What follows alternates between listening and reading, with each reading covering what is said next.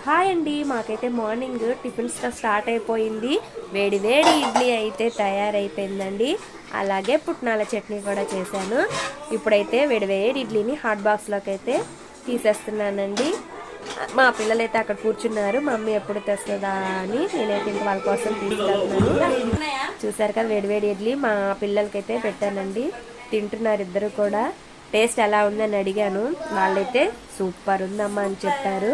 నేను కూడా మా హస్బెండ్ చెప్తున్నాను సూపర్ ఉందంట అని. చూడండి ఇడ్లీలు అయితే ఎంత సాఫ్ట్గా ఉన్నాయో.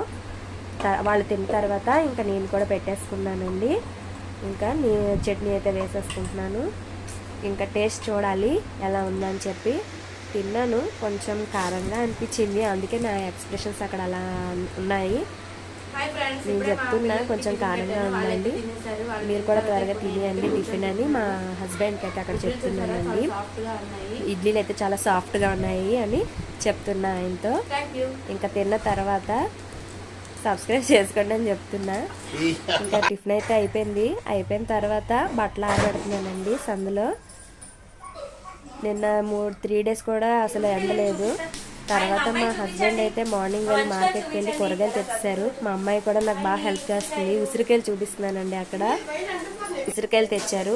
ఇంకా కూరగాయలు అన్నీ కూడా సర్దేసుకొని ఇలాగా కవర్లోని వేటికి అవి పెట్టేసుకొని టబ్లో అయితే సర్దేసుకున్నానండి. ఇలా తెచ్చిన వెంటనే సర్దేసుకుంటే మనకి ఎప్పటికీ కొంచెం ఫ్రెష్గా అయితే అనిపిస్తాయి. తర్వాత ఇంకా ఇల్లు అయితే తుడిచానండి. కూరగాయలు సర్దేసుకున్న తర్వాత ఇల్లు తుడిచేయడం అయిపోయింది. ఇంక ఇల్లు తుడిచిన తర్వాత మష్రూమ్కి రెడీ చేసుకున్నాను. కూర కూడా వండేసానండి. ముందైతే మష్రూమ్ కూర వండేసాను.